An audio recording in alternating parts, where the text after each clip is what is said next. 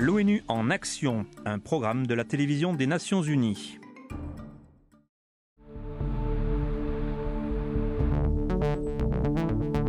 Il est presque temps de commencer le voyage quotidien. Anatoly Popko prend son café et dit au revoir à sa jeune fille. Il entre maintenant dans une bouche de métro intimidante en ville. Quand je sors du train, il faut que je fasse attention aux annonces. Et ensuite, il faut que je fasse attention où je vais. Ceci demande du courage, car Anatoly a perdu la vue. Il est aveugle depuis son enfance. Je dois avancer rapidement d'un pilier à l'autre pour faire vite.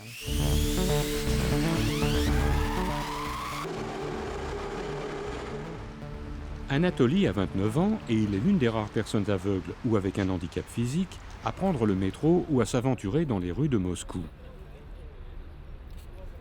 D'après les Nations Unies, les 13 millions d'handicapés russes doivent lutter avec les barrières physiques, comme l'accès difficile aux transports publics et aux immeubles, ainsi qu'avec les préjugés communs et la discrimination.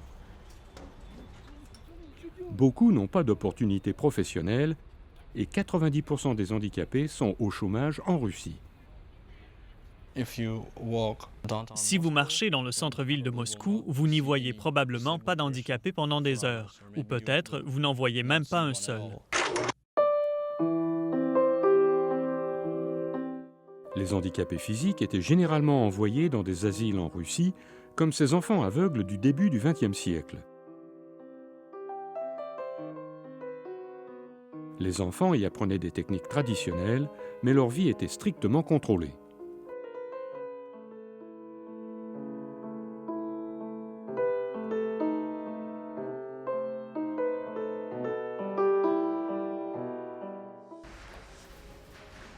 Et cette marginalisation continue aujourd'hui. Les aveugles qui arrivent à trouver du travail n'ont souvent pas d'autre choix que de passer leur vie à faire des tâches ingrates, comme ces employés qui assemblent des ampoules électriques dans une usine de Moscou.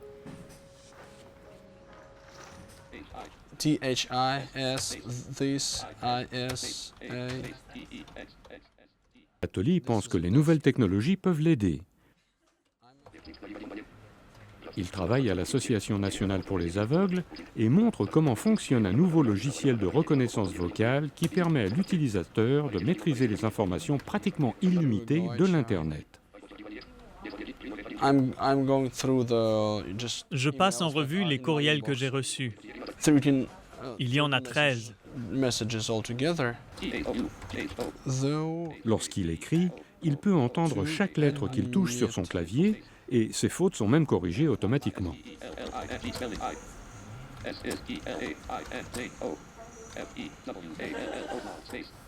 Oui, c'est ce que je voulais dire.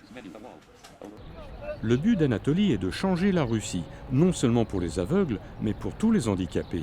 Et certains indices semblent indiquer que ces souhaits commencent à être réalisés. Moscou a déclaré qu'il n'y aura plus de barrières d'ici 2020. Ce qui veut dire que tous les immeubles et centres publics offriront des accès faciles pour tous.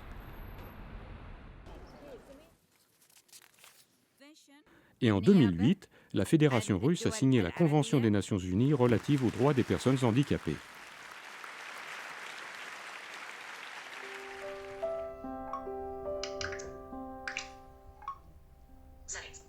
Pour Anatoly, la naissance de sa nouvelle fille, Paulina, qui a 10 mois, veut dire qu'il a plus de responsabilités paternelles et un regard nouveau sur son avenir.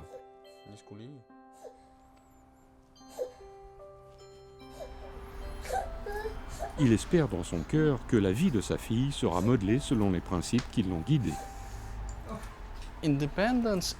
L'indépendance est au centre de ma vie.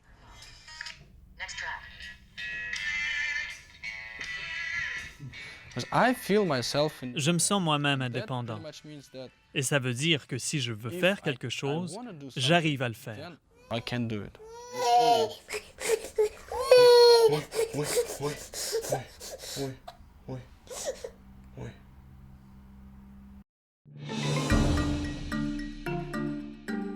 Ce reportage a été préparé par Francis Mead pour les Nations Unies.